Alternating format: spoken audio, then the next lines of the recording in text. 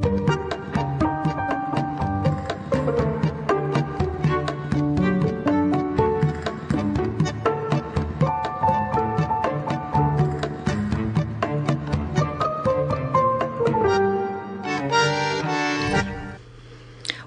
to this first edition of Frome is Where the Heart Is.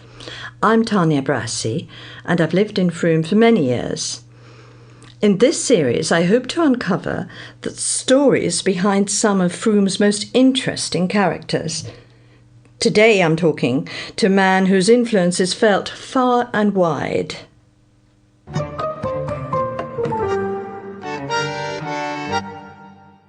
My guest today is John Nankivell, artist, traveller, and inveterate magpie of architectural gems who found his way to Frome via the far pavilions of Java, a clutch of palaces in Rajasthan, some extraordinary temples of the Himalayas, and the shimmering historical ruins of Yemen. Along this silken route, Nankivell took tiffin with some brideshead types, stayed with the odd Maharaja, dallied with eccentric earls and their girls, exchanged philosophical thoughts with hippies on the spiritual trail, and helped a ponytailed young viscount to establish an artist colony in the grounds of a stately home.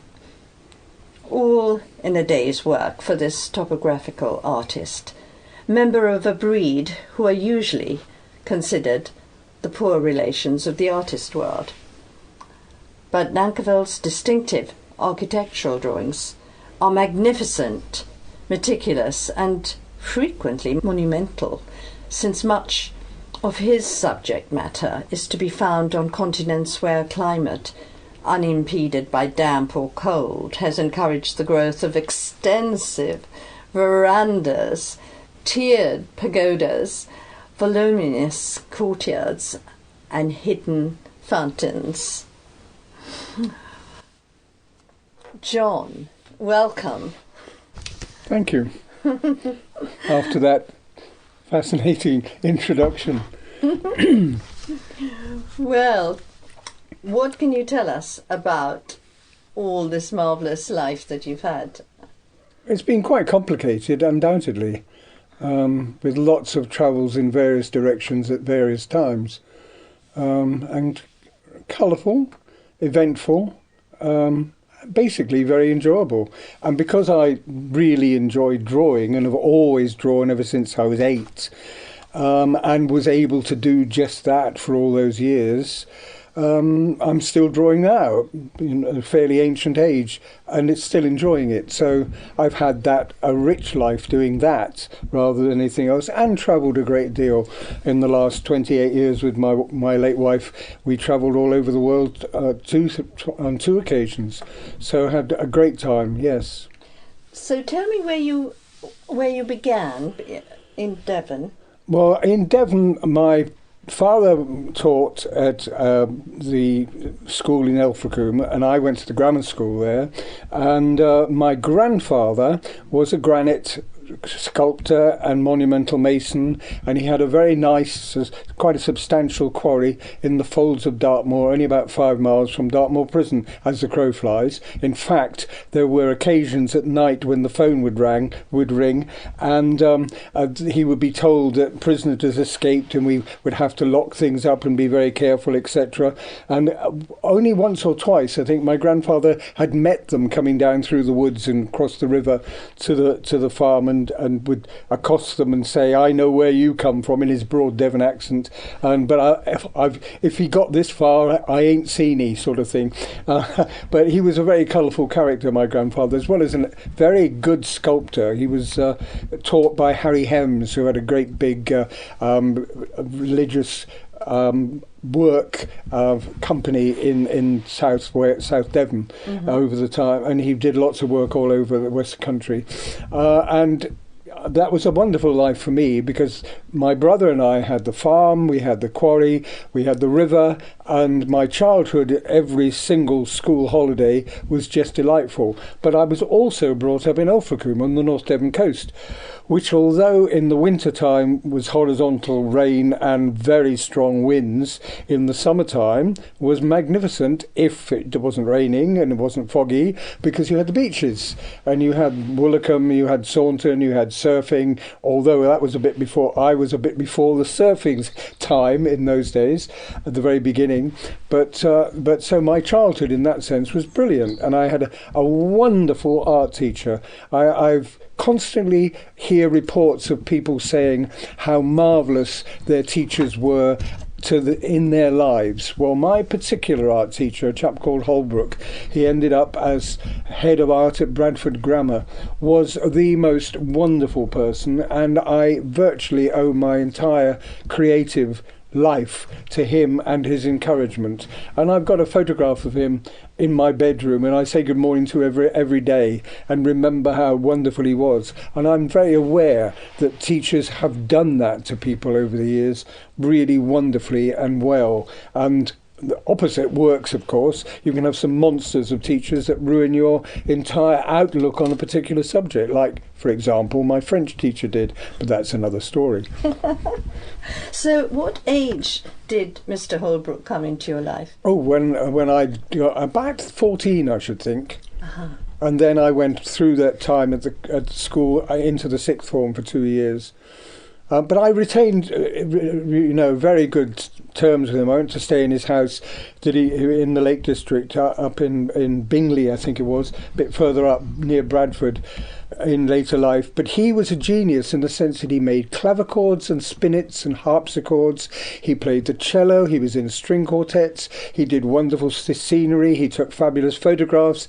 He was just everything. He also had a fabulous Austrian wife whose father was one of the great Austrian eminent architects of the 1920s, and she was really lovely. So they were the most divine couple, and they were just perfect for me at that stage. Did they somewhat adopt you? No, not in that sense. No, I knew what their house was, but I mean his house was really amazing. He all the cornices it was a Georgian house. All the cornices are different lovely colours. The floors were varnished and painted with beautiful leaves and vines. The place was just full of music the whole time. It was quite superb to a young lad who was very, very easily visually influenced, and so on. But I was also in the town. I had a very good soprano voice, so I was told, and I was in the choirs of the local churches.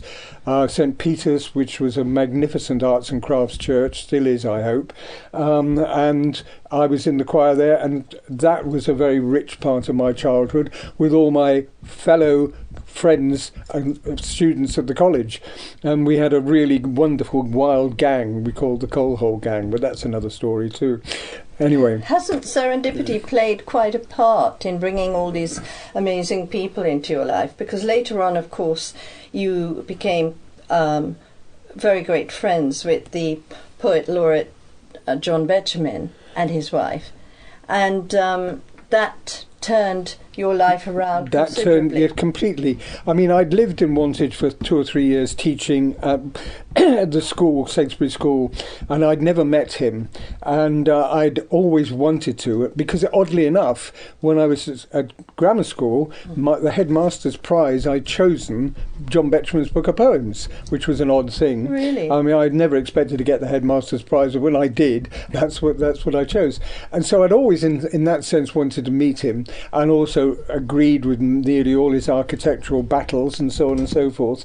But living in Wantage, where he lived, I'd not ever set eyes on him and didn't move in those sort of circles. But the family had Penelope Betjeman, that's the wife, had horses, and she had a young girl who looked after the horses who was one of my pupils. and I had actually come to the stage where I thought, what the hell am I going to do with myself, in the rest of my life, etc., with all my drawings. And one of my best friends had said, oh, I'm sick and tired of you moaning about never meeting the Benjamins. For God's sake, go and knock on his door, and if he doesn't like your work, that's it, and if he does, that's it, that's great. So I asked this lovely young girl when the Betjemans would be around, and lo and behold, he was due one weekend.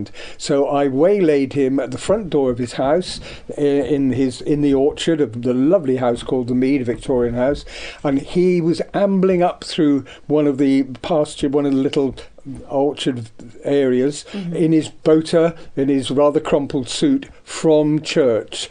His wife, being an ardent Catholic, had gone miles away to Mass, whereas he'd gone to the Church of England, which was quite posh in Wantage. And that was it. And I met him, and I sort of had this sheaf of Victorian Elphicum drawings under my arm, and I said, would you look at my drawings? And fortunately for me, he'd written in one of his books, First and Last Loves, how much he loved Elphicum.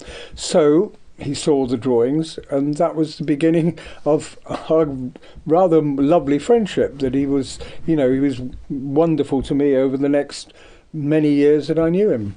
And did this bring in any a tide of commissions eventually? Well, what used to happen was I would very often go round with him to various one of his friends to either see them or see the collections of their pictures and things like that. And I because he hated driving and I loved driving, I would take him round. And there were occasions when I would also take him out to a dinner party, etc. And even more occasions when sometimes he was just about to put his waistcoat on and find there were 2 or 3 buttons missing, and I would have to sit and sew the buttons on because Penelope were off somewhere. I don't know where she was, probably at her shop. She had a shop in the town, and so I'd sew these buttons on, thinking, oh God, I do hope I'm not going to put a needle into the poet laureate's stomach, etc. But I'd managed to do it, and then we'd go off to dinner somewhere, and I really was looked after in that sort of way, and he encouraged me. He gave me a few commissions, but basically what happened from that was I became very friendly with his wife and her complete mania about India, and I evolved to that over the years after friendship with him.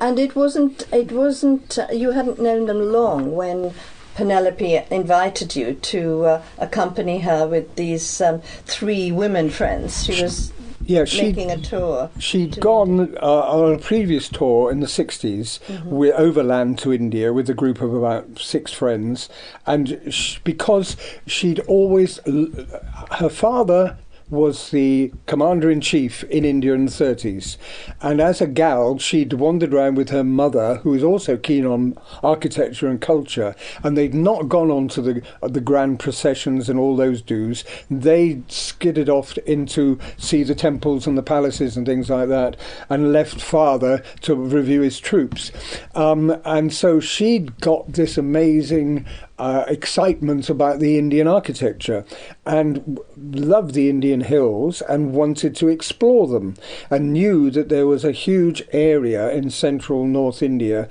that had not been recorded, it had not been looked at, and was full of interesting temples, wooden temples.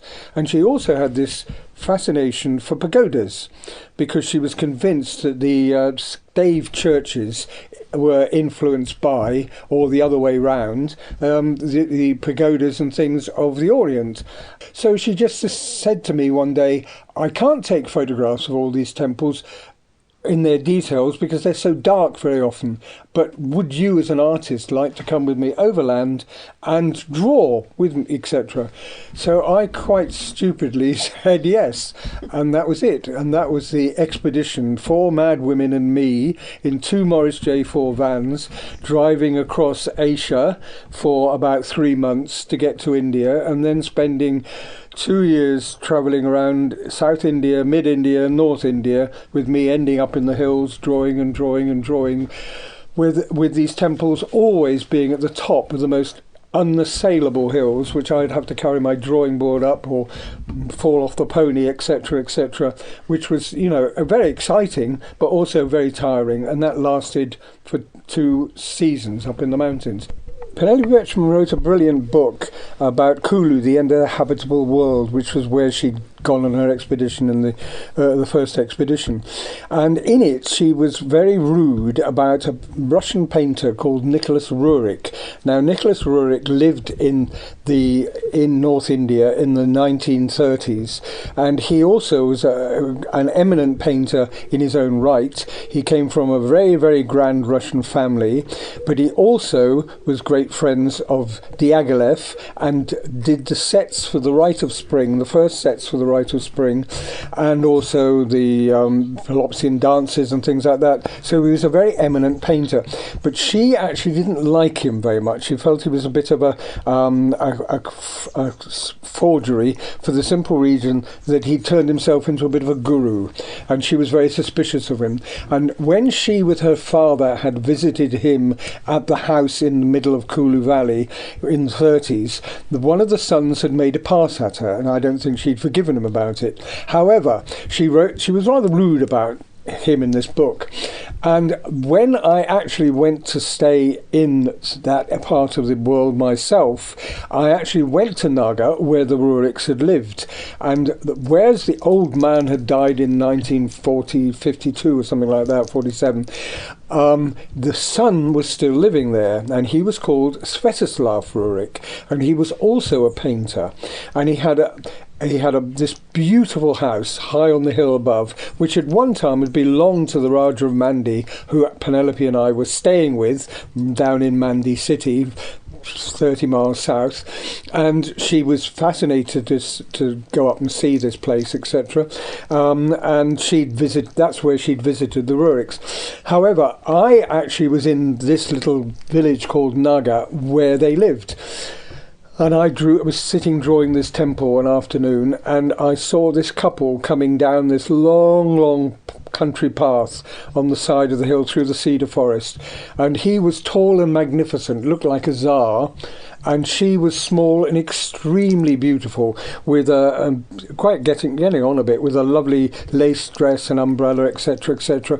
And she, to my surprise, had been the goddess of Indian film. She was called Devaka Rani, and she had been the Ava Gardner of India, and she was the leading film actress, the actress in India who had actually been the first actress to be filmed kissing in an Indian film. Yeah. And she was incredibly well known, incredibly famous. I didn't know that. And they came down and saw me drawing the temple, the little temple at the bottom of the road, and I remember being told afterwards that he'd said to her, he'd heard that I was there, he'd heard that I was with Penelope, he'd heard that she'd been rude about him, and he had determined that he wouldn't be nice to me, but he said to her afterwards, before they met, he said, if I don't like what he's drawing, we will walk past. If I do like, that's a different matter. So presumably I was liked because I found myself at breakfast next day. Well, I became very, very friendly with them. They were wonderful to me. The house was full of the most marvellous paintings, the most fantastic collection of art and wonderful textiles and things that she collected. It was the most amazing place. Stunning views, 50 miles up to the Himalayas, 50 miles down the valley. It was one of the most beautiful sights of a house you can possibly ever imagine. And I made great friends with them. Well, I then, years later, when I got back to England, they were wonderful to me for the whole time I was in India, and I kept in contact with them. And I met them in London when they came to London. But years later, the BBC said I knew one of the chaps in the World Service, and the Roerichs, father and son, had been rediscovered, if you like, by the Russians, because they'd fled from Russia in the Revolution time and gone to America. And Rurik Senior had lived there and created an enormous museum and made quite a reputation for himself. He did the pyramid and eye on the American dollar and all sorts of things like that. And then they'd come back to live in India. Anyway, what happened then was the World Service said they're having a huge Rurik exhibition. It's a fascinating thing because the Indian government are being wooed by Russia to send this huge collection of art to St. Petersburg and Moscow and exhibit as a sort of centenary thing of the history of the Ruriks. And would you like to go and do look at it? So I thought that was magic. So off I went with my friend Bess, and we stayed in Leningrad for the winter time it was, and we saw this amazing exhibition of young Rurik, that's Svetoslav Rurik's South Indian paintings of his neighbours. Gigantic great tempera pictures, and they were just really wonderful and marvellously colourful. And I did this World Service talk in one morning, which was brilliant, for quite fun to do, and I was told afterwards that one spoke to God knows how many million people all over the world, and it was the talk of how unusual it was that the Indian government had actually been pressured, wooed, encouraged by Russia to send all these marvellous Russian paintings painted in India to Russia to be exhibited in the confines of the Moscow Museum and the Rastrieli palace of Leningrad. It was a great occasion, and it was a wonderful exhibition. Do you think they ever got them returned? Oh, they were all returned. Oh, yes, see. They were just on loan. A great Aleutian jet landed at Bangalore airport to load all the pictures up, and then loaded them all again and brought them all back. Oh, yeah, they were all returned. Oh, good. But I mean, the Rurik Senior and Rurik Junior were incredibly famous painters in their day, and I mean, they were lovely. The sun was really delightful to me, and they were just very generous, and I saw them many times afterwards. And my friend Bessie and I visited them in South India, where they had an essential oil plantation, which was just like something out of Chekhov. All the paths were beautifully brushed, all the trees were in order everywhere. They all had little vases and things. They were cut so they collected oil from their essential oil for God knows what it was they were doing with it. But it was a very famous orchard and it was absolutely perfect. And their house was just magic because, again, it was full of the most wonderful treasures.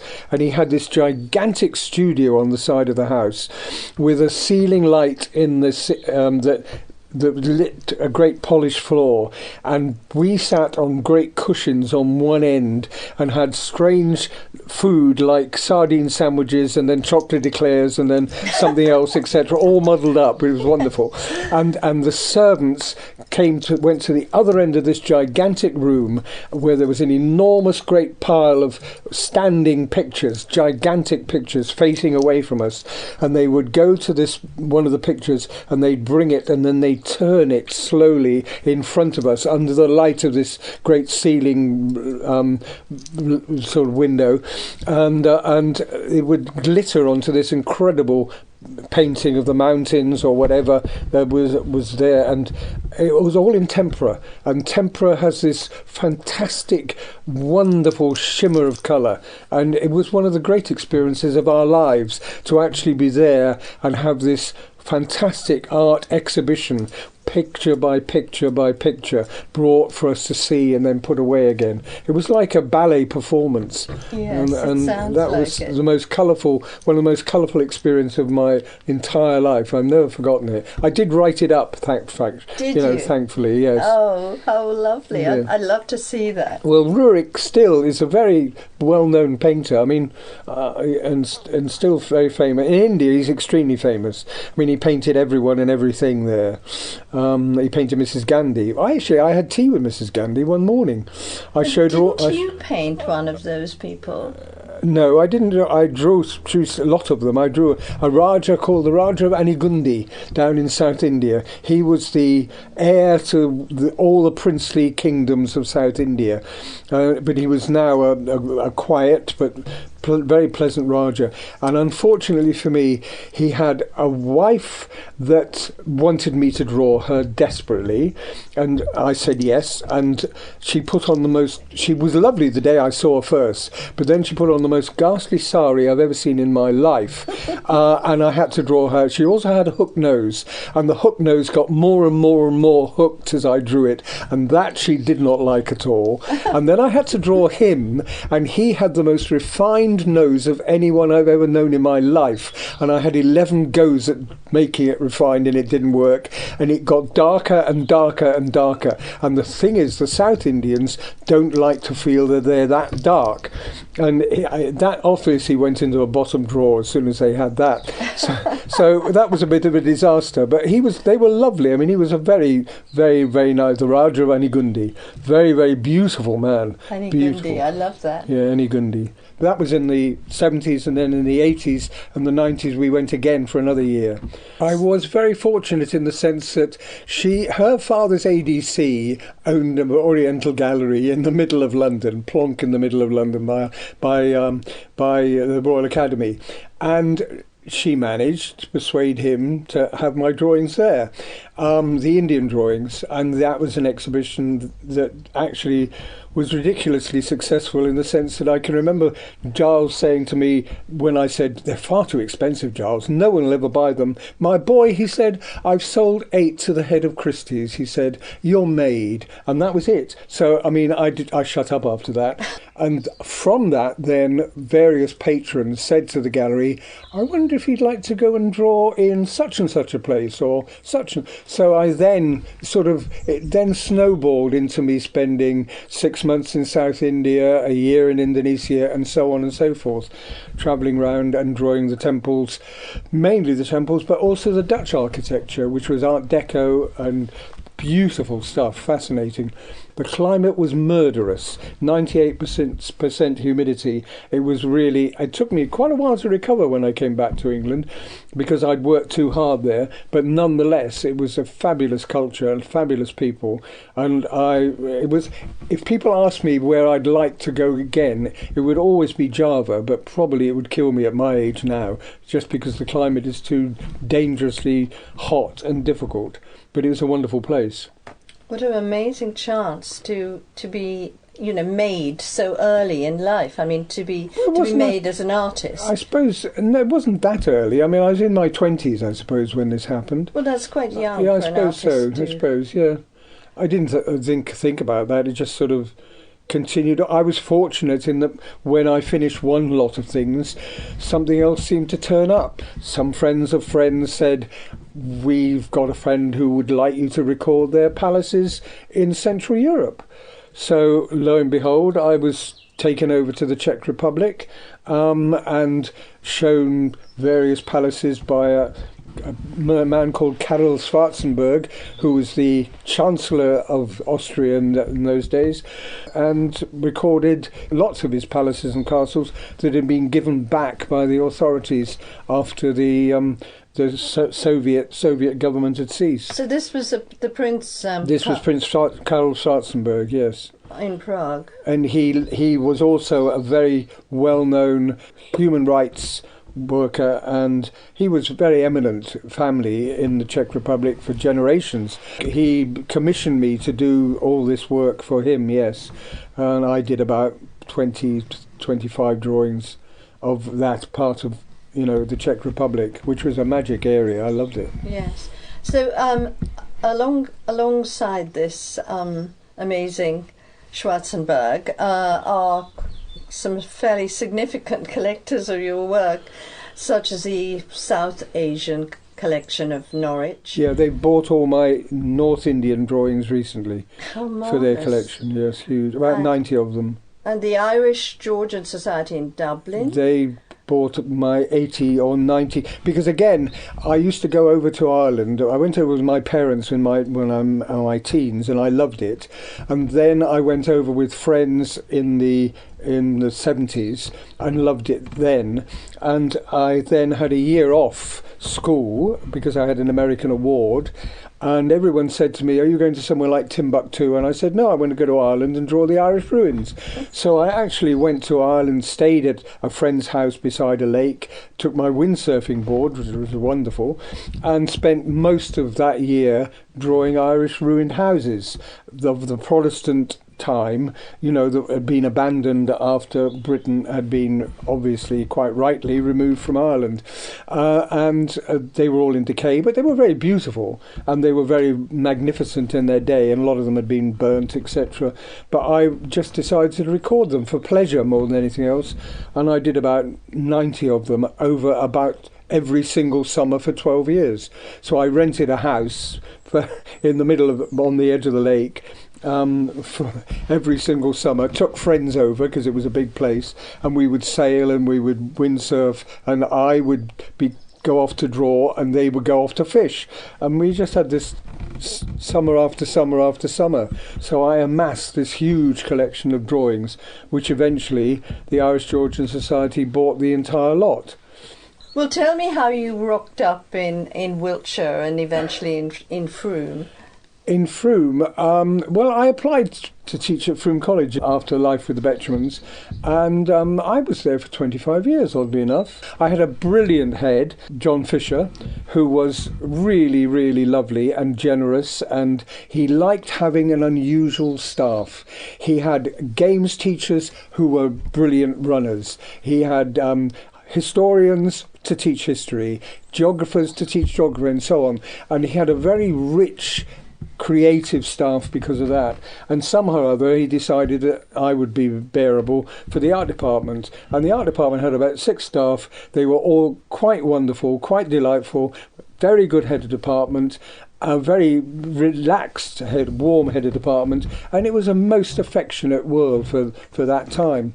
And John Fisher allowed me to take time off for terms and even a year eventually to go with the new head to go away and actually draw. So on. Every time I came back, he always had a drawing. That was a point I had to make and did happily make.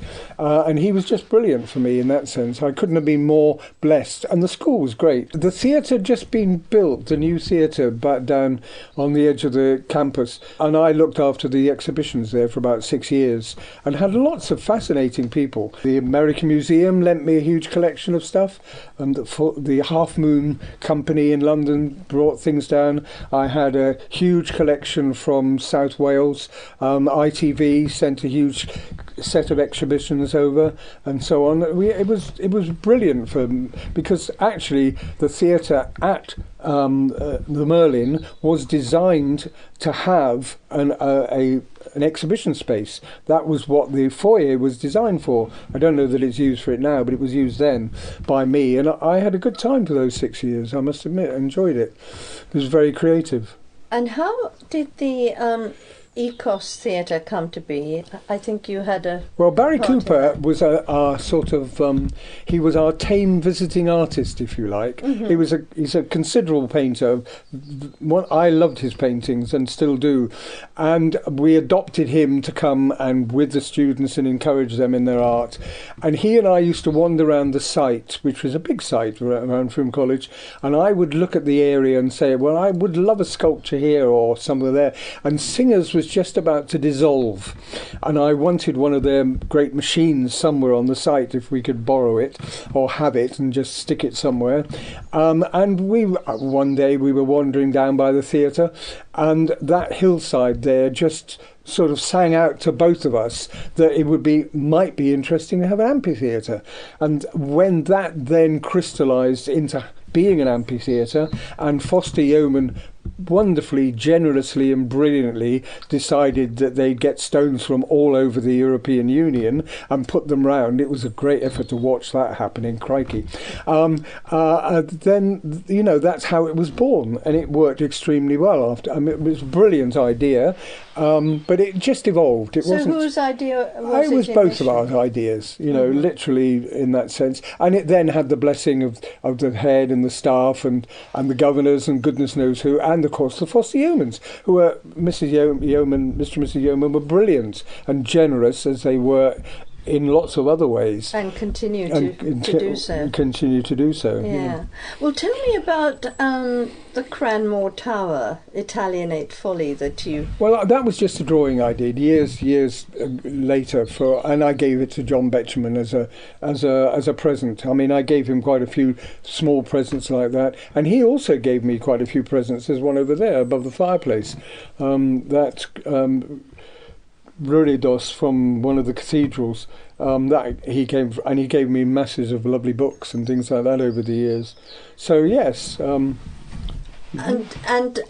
tell me more about the life you had alongside the Betjeman family, because you're mentioned in a book that is the part of the trilogy, the biographical trilogy called The Bonus of Laughter. Oh, Bevis Hillier's books. Yeah, he wrote 3 or 4 big volumes on Betjeman's life, with all his letters and his background, etc. And I just had this unexpected chapter on me, amidst other little chapters for various people. Yes, it is. It just called me, which was quite a horrifying shock. But nonetheless, it was a list of individuals that over the years had known John Betjeman and who he knew and were mutually friendly. And so on. Gavin Stamp, I think, was one of them, and he was a very, very noted scholar and historian in our architectural work, and brilliant in his own way. I mean, I knew him well in that sense, and there were quite a few others that were like that. So it wasn't anything. It was just odd that it happened. I was chosen for it, and Bevis did write a very sweet chapter, I must admit. But there is that marvellous quote that from Penelope Betjeman. That was almost, in a sense, that was one of those things that she just threw at me one day after, I think, our trip to India virtually. And that's what it said. You say what it said. It's, yes, her saying, I spent my life protecting John from people like you. But somehow you slipped through the net. Yes, well, of course. Thank God. She did. I mean, quite rightly so. When he became well known, he was pestered by lovely people who were desperate to save the buildings and the wonderful things that were around them, that the planners and the designers and the corporations and the developers had decided to destroy.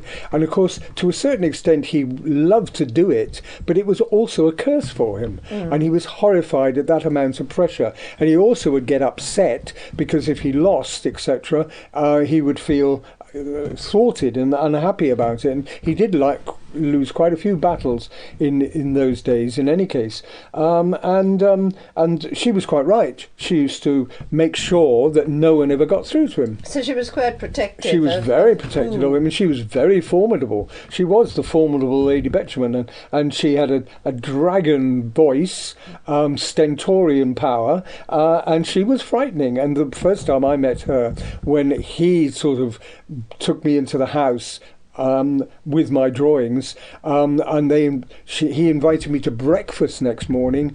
She was definitely very sniffy about it, and so was her daughter Candida, because we invite such people into our houses, but we don't marry them, sort of thing, yes. Which is what John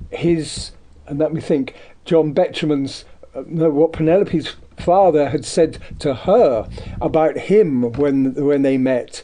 And so the sort of carried on in the same vein, if you like, that to protect me in the way that she'd been trying to be protective of her life and relationship with John Betjeman. So she was the grand one. She had that fantastic background of her father being Commander-in-Chief, but she had no side in the sense she was great friends with people like Lord Berners, and she was marvellously eccentric. There were stories of the fact that she used to ride in her jodhpurs on a bicycle for tea with the Queen Mother at Clarence House and things like that. So, but she had no side whatsoever, because she'd have a tea party or a luncheon party in her house, and her cleaner would be sitting next to an eminent countess or Lord Newcastle. All sorts of wonderful people were all scattered around, mixed up, and she didn't notice. She was utterly glorious like that.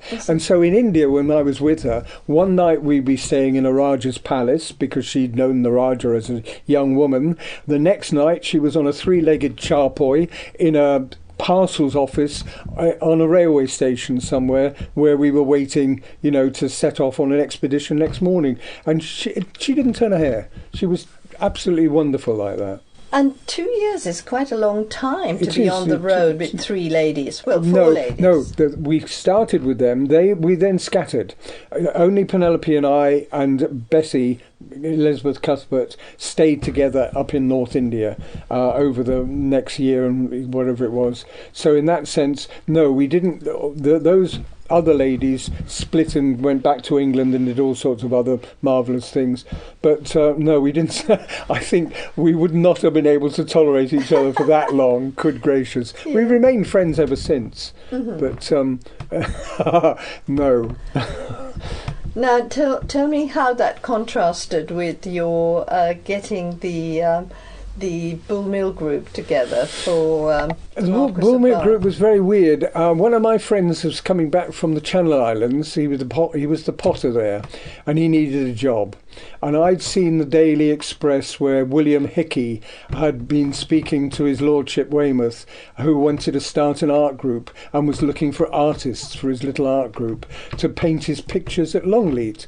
And this is what year? This was back in the 60s, late 60s, 67. Mid-60s, 67. And I inadvertently or stupidly offered to phone up his lordship from a telephone box, a red telephone box, and ask him if he'd tell him I'd found a potter for him. So I did, and eventually I took Graham Ewing down to meet him, and when I was there, his lordship said to me, "Would you like to join the group?" And I said, "Certainly not. I'm quite happy in Wantage where I am, thank you very much." And that was that. Did he particularly like your drawings? He didn't see my drawings. He didn't even know. So he just wanted you. He knew I was supposed to be an artist, etc. And that was it. But anyway, after various things happened, and about a year later, I actually told him that I could come down and join his group if that's what he liked.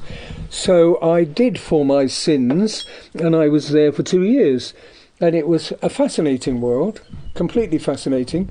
I enjoyed it in lots of ways. I hated it in other ways, but it was quite amazing. The pictures we painted were not my style or mine, but they were fun to do, and we had a lovely weird group.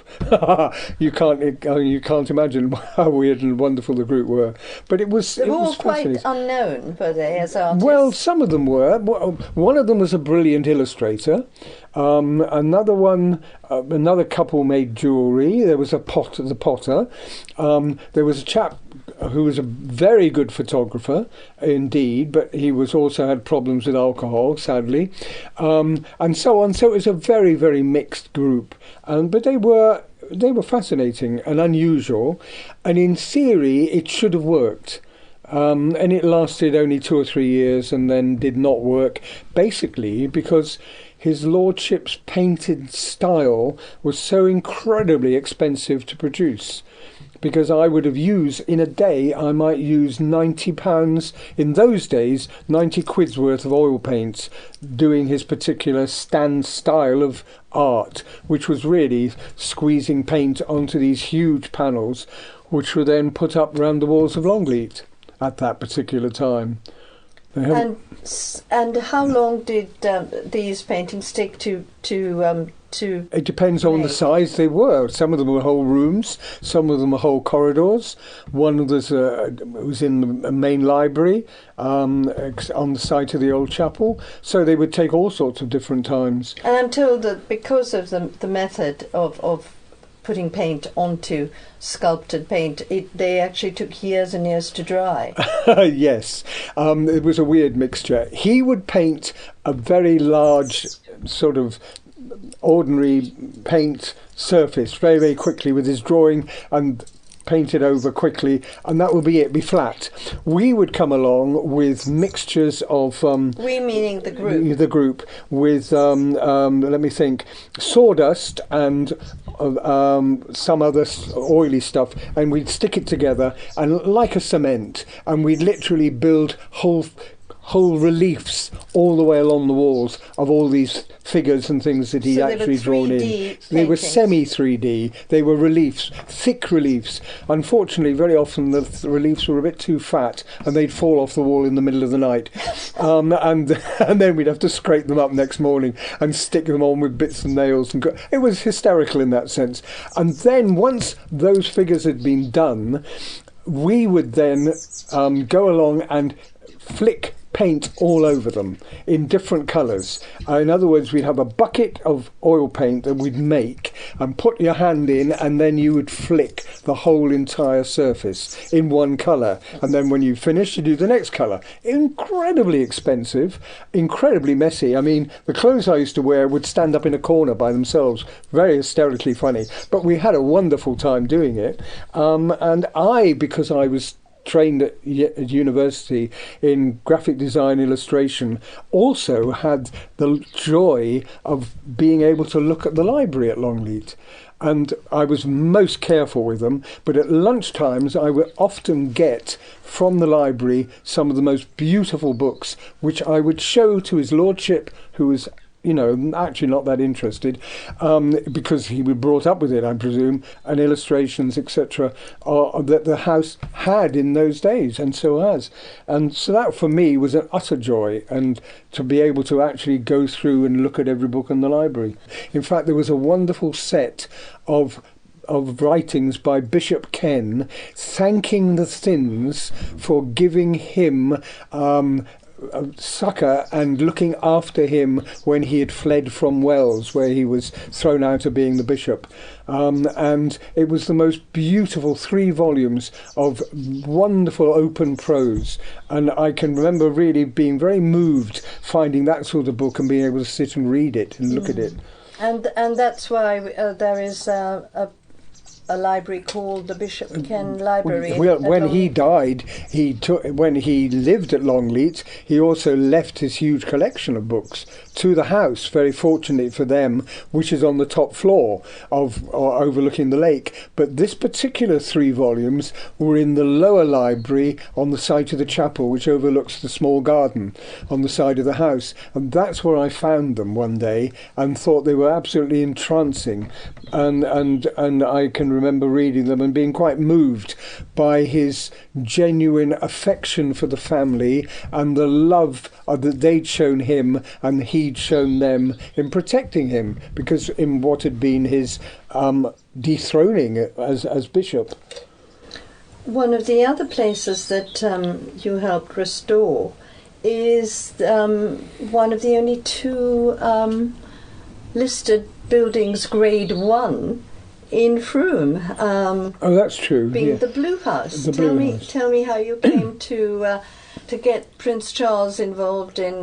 No, it wasn't anything to do with me and Prince Charles. Prince Charles was due to visit Frome, to visit the Blue House. So the Blue House decided they wanted to give him a present. So somehow someone suggested me. So I sat on the side of the bridge and drew the Blue House for about 2 or 3 days. And then it was presented to him on the occasion of his visit to Frome, when he also went up to see Rook Lane Chapel because he knew how famous that was.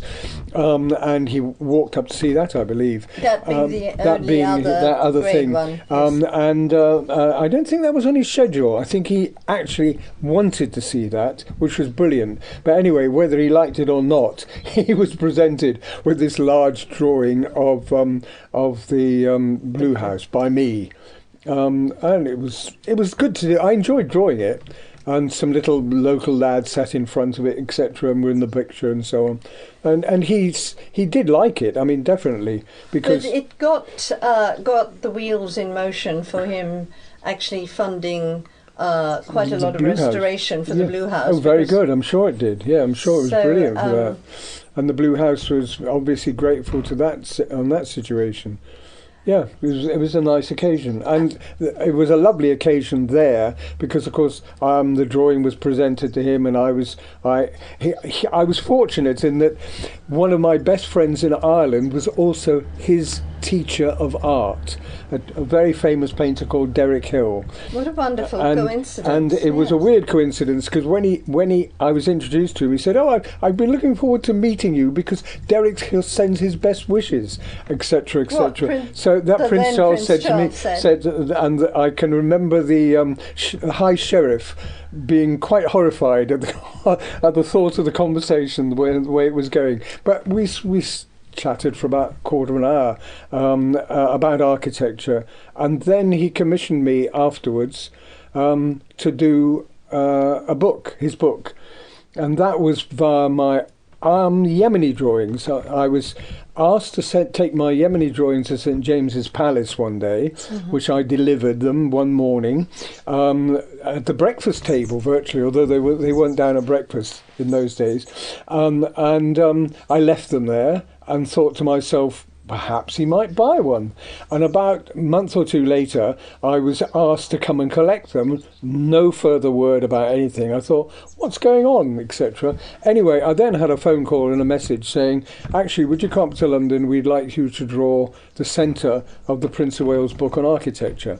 And that was it. So I had that really nice commission for about half a dozen drawings. What a lovely surprise. It was a very nice surprise. It was winter time. I sat in a sleeping bag in the middle of traffic islands in London drawing for quite a while. I went to Liverpool and drew. I drew a lot of details in Bath for architecture, and I did a lot of bits and pieces for the book, some of which were chosen and some of which weren't. But it was a great occasion, and I had a very nice message from him afterwards saying how much he delighted with it, etc., etc. And this book is called Vision of Britain. It was printed in, I suppose, I'm not sure whether it was late 880s, something like that. I can't remember. There's several volumes over there. What an amazing life you've had. Don't forget. Bit of a mixture, yes. Yes, quite a mix. Tell me about the memorial garden that you instigated. Oh, well, at Frome there was 2 courtyards, and they were fairly barren and fairly desolate.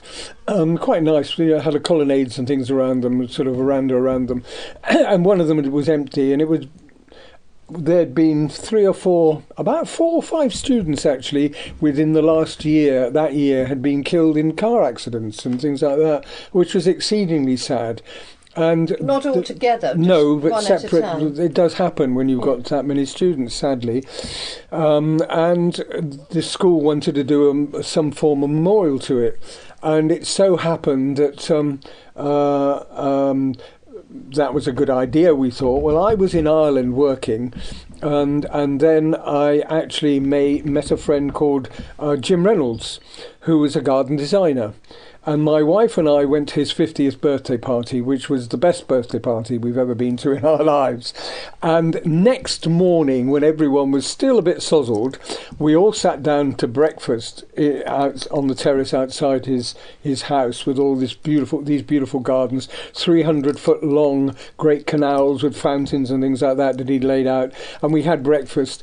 And he and his other friends sat and designed the memorial garden for Frome College together as a little group. How amazing. With his idea.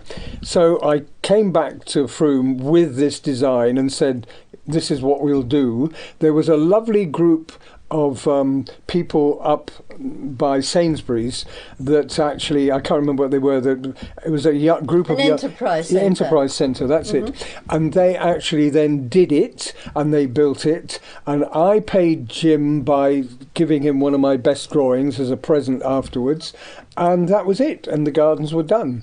I don't know what it looks like now. I've always meant to knock on the door and say, can I see how they're going? But it was a very complicated Where exactly design.